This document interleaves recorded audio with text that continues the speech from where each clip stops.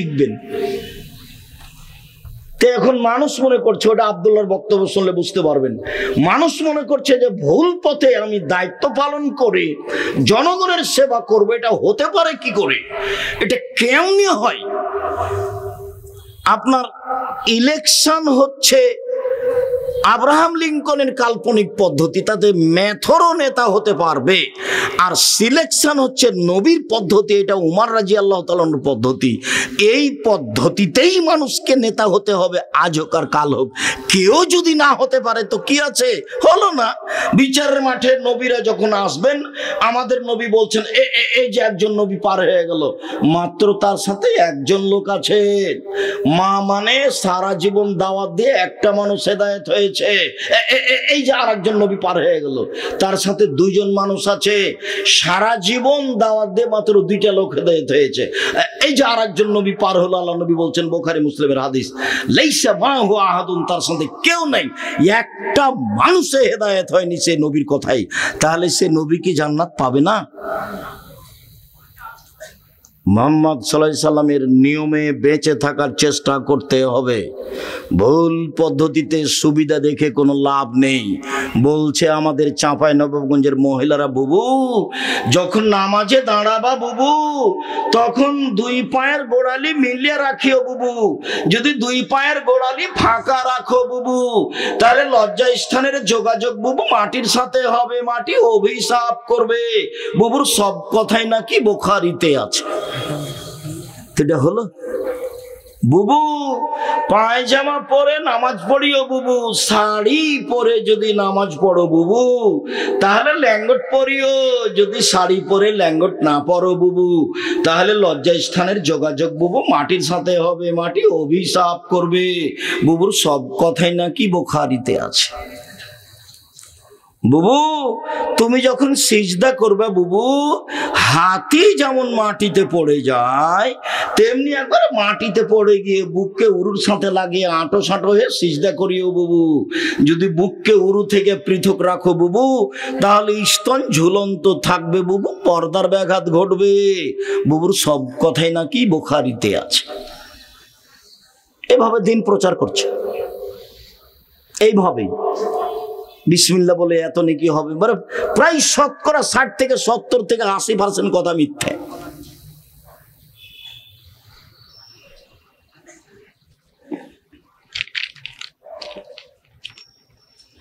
বহুদিন থেকে দেখে আসছে আপনাদেরকে, 30 বছর থেকে চলছে, তো 34 বছর 35 বছরে পড়েছে।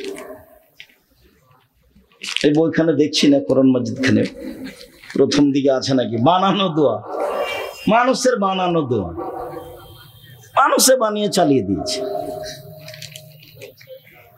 ধর্ম মানুষের মন মতো। উমর রাদিয়াল্লাহু তাআলা আনহু যদি আজকে বেঁচে থাকতেন, তাহলে এই দেশের বক্তা যারা বক্তৃতা করে বেড়াচ্ছে, শতকরা 99 জনের আজীবন জেল হতো, কেউ বাইরে থাকতে পেত না। এমনি বলছে, ওর নিজেরও জানা নেই যেগুলো কি, এমনিতেই বলছে। সম্মানিত দিনী ভাই বোন, বলছিলাম রাসূল সাল্লাল্লাহু আলাইহি ওয়াসাল্লাম বলেন, সদাচরণ এমন একটি ইবাদত যা দিয়ে বড় বড় দুইটি ইবাদতের নিয়ে একসাথে পাওয়া যায়। আয়েশা রাদিয়াল্লাহু তাআলা আনহা বলেন, ইন্নামাল মুমিন ইয়াজিদু বিহুসনি খুলুকিহি দারাজাতা সাইমুল কায়েম, নিশ্চয় মুমিন পুরুষ নারী তার ভালো চাল চলন দিয়ে নিয়মিত তাহাজ্জুদ পড়লে যত নেকি হয় তত নেকি পাবে। নিশ্চয় মুমিন পুরুষ নারী তার ভালো চাল চলন দিয়ে নিয়মিত নফল সিয়াম তাহাজ্জুদ পড়লে যত নেকি হয় তত নেকি পাবে। এক, নিয়মিত নফল সিয়াম, বৃহস্পতিবার রোজা, সোমবার রোজা, প্রতি মাসে 3 দিন রোজা, শাওয়ালের 7টা রোজা, শাবানের 15টা, যুলহিজ্জার 9টা, এইভাবে সিয়াম থেকে যত নেকি হবে, ভালো চাল চলনে তত নেকি হবে। নিয়মিত তাহাজ্জুদ পড়ে যত নেকি হবে, ভালো চাল চলনে তত নেকি হবে। সম্মানিত দিনী ভাই বোন, সদাচরণ। রাসূল সাল্লাল্লাহু আলাইহি সাল্লামকে জিজ্ঞাসা করা হলো মান নাজাত। রাসূল সাল্লাল্লাহু আলাইহি সাল্লামকে জিজ্ঞাসা করা হলো মাল বিররু ওয়াল ইসমু। আল্লাহর নবী, পাপ কি জিনিস, নেকি কি জিনিস? আল্লাহ রাসূল বলেন তো একটু, পাপ কি জিনিস, নেকি কি জিনিস? তখন আল্লাহ রাসূল উত্তরে বললেন, আল বিররু হুসনুল খুলুক। নেকি হলো ভালো আচরণ।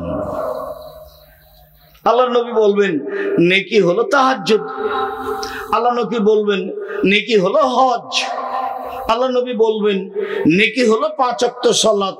কিন্তু উত্তরে না বলে আল্লাহ রাসূল বললেন নেকি হলো ভালো চাল চলন। পৃথিবীর মানুষ শুনে রেখো, আল্লাহর নবীকে জিজ্ঞাসা করা হলো নেকি কি জিনিস, পাপ কি জিনিস? মুহাম্মদ সাল্লাল্লাহু আলাইহি সাল্লাম উত্তরে বললেন, পৃথিবীর মানুষ শুনে রেখো, নেকি হলো ভালো চাল চলন।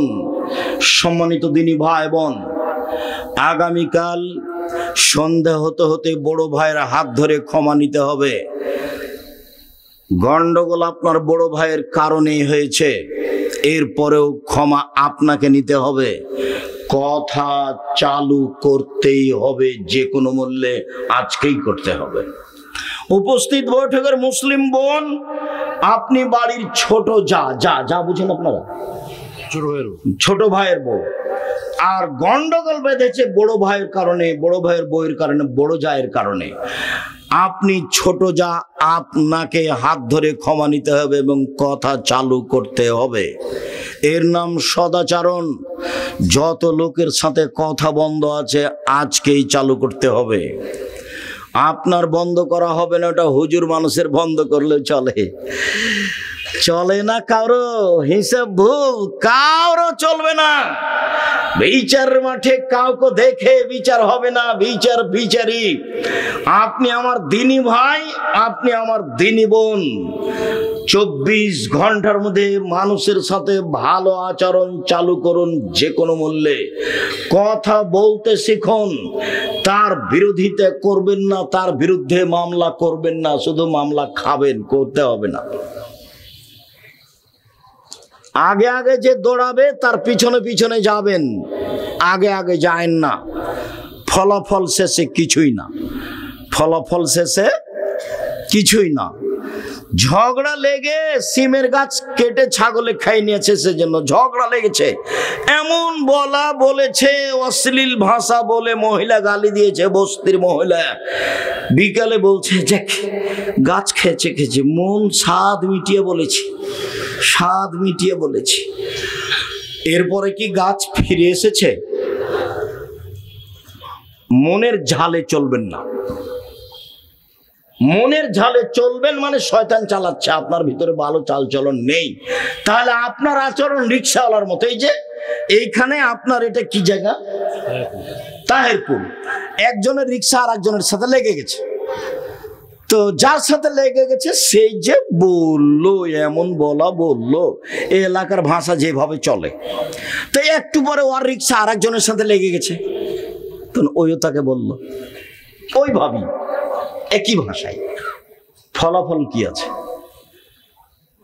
আমাদের ড্রাইভার মাঝে মধ্যে একটু গরম হয়, কারো গাড়িতে একটু লেগলে ঠেকলে কিছু হলে। তা আমি বললাম, আচ্ছা তুমি যে জোর করে চিল্লাচিল্লি করে কিছু বললে, তো তোমার গাড়ির তো ক্ষতি হয়েছে, তো বলার পরে কি কিছু লাভ হলো? বলার পরে তো কিছু হলো না। প্রতিশোধ নেবেন না, প্রতিশোধ ওই পাতা ছিঁড়ে দেন, প্রতিশোধের পাতা ছিঁড়ে দেবেন। প্রতিশোধ নেই। প্রতিশোধ মানে শয়তান আপনাকে চালাচ্ছে, আপনার ভিতরে ভালো চাল চলন নেই। শুনুন, আব্দুল্লাহ ইবনে আমর রাদিয়াল্লাহু তাআলা আনহু বলেন, 4টে জিনিস আছে যার, সবকিছু আছে তার। 4টে জিনিস আছে যার, জান্নাত আছে তার। 4টে জিনিস আছে যার, ইহকাল আছে তার, পরকাল আছে তার। তার একটা হচ্ছে হুসন খালিকাতিন, ভালো চাল চলন যার, সবকিছু তার, ভালো চাল চলন যার, জান্নাত তার, ভালো চাল চলন যার, ইহকাল তার, পরকাল তার। এই কথা আমি বলিনি, এই কথা মুহাম্মদ সাল্লাল্লাহু আলাইহি সাল্লাম বলেন। পৃথিবীর মানুষ, দিনী ভাই বোন বাঙালি যারা আমার সাথে আছেন, যন্ত্রের মাধ্যমে সময়ের গতিতে অবগত হবেন। সকল দিনী ভাই বোনকে আমি অনুরোধ জানাচ্ছি যে আপনি দেখুন রাসূল সাল্লাল্লাহু আলাইহি সাল্লাম কিভাবে বলেন। আল্লাহর নবী মুহাম্মদ সাল্লাল্লাহু আলাইহি সাল্লাম বলেন, পৃথিবীর মানুষ, মান সাররাহু আইয়ুবসাতা লাহু ফি রিজকিহি ওয়া ইউনসা ফি আসারিহি, কেউ যদি চায় যে তার টাকা পয়সা বেশি হয়ে যাক, কেউ যদি চায় যে তার ভাগ্য বেড়ে যাক, বয়স বেশি হয়ে যাক, এটা আল্লাহর নবী বলছেন। কেউ যদি চায় আমার একটু বয়স বেশি হয়ে যাক, আরো 5 বছর বেঁচে থাকি, কেউ যদি চায় আমার পয়সা পাতি যেন বেশি হয়ে যায়, তাহলে সে যেন ফালিয়াসিল রাহিমাহু, ভালো চাল চলন করে, ভালো আচরণ করে। ভালো চাল চলনে বয়স বেশি হয়, ভালো চাল চলনে রুজি বেশি হয়। হাদিস বুখারী মুসলিম। ভালো চাল চলন কি জিনিস? ক্ষমতা দেখিয়ে কথাই বলবেন না, বাস। দলীয় দাপটে কথাই বলবেন না, কোন দল করতে গিয়ে কাউকে খাটো চোখে দেখবেন না, তাহলে আপনার ভিতরে ভালো চাল চলন আসবে। সবসময় মাথাটাকে খালি রাখবেন, এখানে যেন কারো বেশি ভালোবাসা না থাকে, শুধু একজন, কার? মুহাম্মদ সাল্লাল্লাহু আলাইহি সাল্লাম। আব্দুর রাজ্জাক সাহেবের কথা যতই মিঠা লাগুক, আব্দুর রাজ্জাক সাহেব দেখলাম সেদিন বাম হাতে পানি খাচ্ছে, তো কাল থেকে কি আমিও বাম হাতে পানি খাবো? তা তো হতে পারে না। সম্মানিত দিনী ভাই বোন, রাসূল সাল্লাল্লাহু আলাইহি ওয়াসাল্লাম বলেন, পৃথিবীর মানুষ শুনে রেখো, মান ওয়াসালানি মান ওয়াসালাকে ওয়াসালতুহু আমান কাতাকে কাতাতুহু। আমি আল্লাহ বলছি, রহমান আমার নাম, রহমান থেকে সদাচরণ নির্গত হয়েছে। যে আমাকে নিবে আমি আল্লাহ তাকে নিব, যে আমাকে ছেড়ে দিবে আমি আল্লাহ তাকে ছেড়ে দিব। যার আল্লাহ নেই, যার ভিতরে সদাচরণ নেই, তার আল্লাহ নেই। যার সদাচরণ নেই, তার আল্লাহ নেই। আব্দুর রাজ্জাক সাহেব, যার মেজাজ খারাপ, মুখ খারাপ, দলীয় দাপট দেখায়, ওই যে খেতে পায়, আপনি যে বলছেন তার আল্লাহ নেই, আরে ও খেতে পায় হিন্দু যেভাবে পায়, ও খেতে পায় ইহুদি যেভাবে পায়, ও খেতে পায় খ্রিস্টান যেভাবে খায়। আল্লাহর দয়াতে খায় না, পৃথিবী ভোগ করে মাত্র। হাদিস তো বুখারী মুসলিম। আল্লাহর নবী বলছেন, আল্লাহ তাআলা বলেন, আমাকে যে নিবে, সদাচরণ যে নিবে, তাকে আল্লাহ আমি নিব। যে আমাকে ছেড়ে দিবে আমি আল্লাহ তাকেই ছেড়ে দিব। আয়েশা রাদিয়াল্লাহু তাআলা আনহা বলেন, সদাচরণ আল্লাহর আরশ ধরে এভাবে ঝুলন্ত অবস্থায় বলছে, সদাচরণ আল্লাহর আরশ ধরে ঝুলছে, ঝুলন্ত অবস্থায় বলছে, আমি সদাচরণ বলছি, মান ওয়াসালানি ওয়াসালাহুল্লাহ, মান কাতানি কাতাহুল্লাহ। আমাকে যে নিবে আল্লাহ তাকে নিবেন, আমাকে যে ছেড়ে দিবে আল্লাহ তাকে ছেড়ে দিবেন। সদাচরণের মনে হচ্ছে রূপরেখা আছে। আল্লাহর আরশ ধরে এই কথা বলছে, আমাকে যে নিবে আল্লাহ তাকে নিবেন, আমাকে যে ছেড়ে দিবে আল্লাহ তাকে ছেড়ে দিবেন। সদাচরণ কি জিনিস? সম্মানিত দিনী ভাই বোন, আপনাকে আমি খুব ভালোবাসি। প্রতিশোধ বাদ দেন, প্রতিশোধ নিতে হবে না। আপনার ছেলেকে মেরেছে, মামলা করেছে, দুটা গালি দিয়েছে, একবারে হাকিমের সামনে যেমন কিছু বলে না, চুপচাপ থাকে।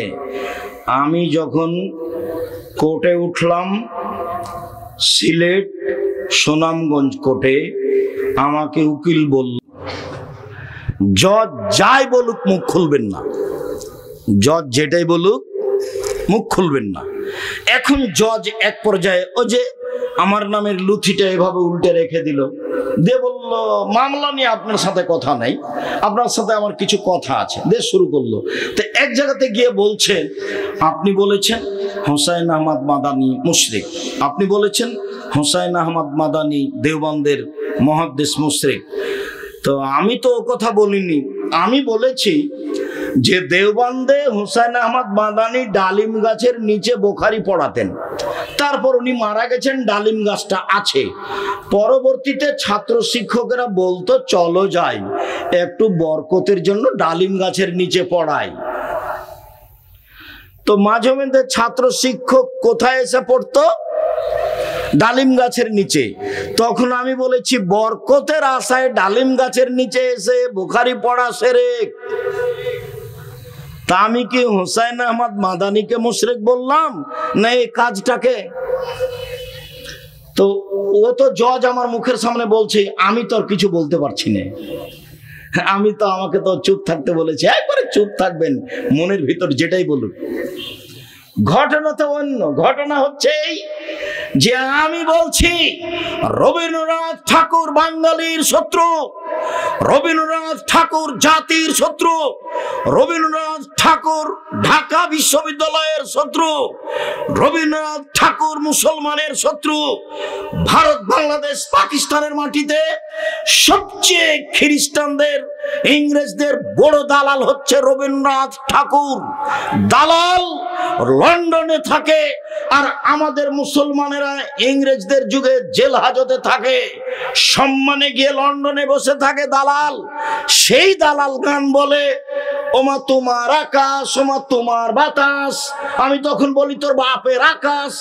আমি এ কথা বলতে পারি না, আমার ছেলে মেয়ে বলেনি, বলবে না। আমি বলেছি 1971 সাল থেকে নিয়ে এখন পর্যন্ত এদেশের মাটিতে কোনো শিক্ষিত মানুষ শিক্ষামন্ত্রী হয়নি। এই দালালের লিখা গান যে প্রত্যেকটা কথায় কথায় বলে ও কালিমা তোমার আকাশ, ও কালিমা তোমার বাতাস, সেই গান আমার মুসলিম ছেলে মেয়ে বলে কি করে? এটা হতেই পারে না, অসম্ভব। আপনার ছেলে মেয়ে বলতে পারে, আপনাকে আমি কোনোদিন শিক্ষিত মনে করি না, আজও করিনি, কখনো করিনি। মনে আপনার বিদ্যাকে আমি কবর দিতে এসেছি, এটা আপনি মনে রাখবেন। সম্মানিত দিনী ভাই বোন, আমি এই কথা বললাম, আমি ঠাকুরের নিন্দা করলাম কি করে? সিলেট কোর্টে জজ আমাকে বলল আপনি কি পিস টিভির আলোচক? আমি বললাম জি হ্যাঁ। তিনি বললেন আপনার মামলা খারিজ করে দিলাম, 5,000 কোটি টাকার মামলা। আমি ঠাকুরের নিন্দা করেছি, সেই জন্য জরিমানা আমার উপরে 5,000 কোটি টাকা। আমি ঠাকুরকে ভালোবাসতে পারি না, জাতির শত্রু, মুসলমানের শত্রু, ঢাকা বিশ্ববিদ্যালয়ের শত্রু, পৃথিবীর এই বাঙালিদের শত্রু। ওর কলম সব মুসলমানের বিরুদ্ধে। সে গান লিখে কথায় কথায় বলে কালিমা, সেই গান আমার ছেলে মেয়ে বলতে পারে না, অসম্ভব, এটা হতে পারে না। আপনার ছেলে মেয়ে বলতে পারে, আপনার শিক্ষার অযোগ্যতার কারণে বলছে। ছেলেরা আমাদের কি করে? শুধু খালি ঢং ঢং করে ল্যাংটা হয়ে বেড়াতে হবে বিশ্ববিদ্যালয়ের মাঠে, আর যেখানে সেখানে সেটাই বিদ্যা। আর এই করতে হবে, সেই করতে হবে, দল করতে হবে, সংগঠন করতে হবে, সেটাই বিদ্যা। সকাল হলে উঠে সবাই বলে আমার সোনার বাংলা, ওমা তোমার আকাশ, সেটাই বিদ্যা হলো? ঠাকুর ফাঁকি দিয়ে চলে গেছে দুনিয়াতে, আর দুনিয়া থেকে আজও তার পিছনে সবাই পড়ে আছে। হিসাব করতে হবে না? ও তো আপনার বিশ্ববিদ্যালয়ের শত্রু, ও আপনার ধর্মের শত্রু, ও এই দেশে সবচেয়ে বড় দালাল খ্রিস্টানদের। ও তো তখন লন্ডনে থাকতো, আর আমরা তো তখন জেল হাজতে থাকতাম। কেনা সেই ইতিহাস জানে না। সম্মানিত দিনী ভাই বোন, বলছিলাম রাসূল সাল্লাল্লাহু আলাইহি ওয়াসাল্লাম বলেন সদাচরণ,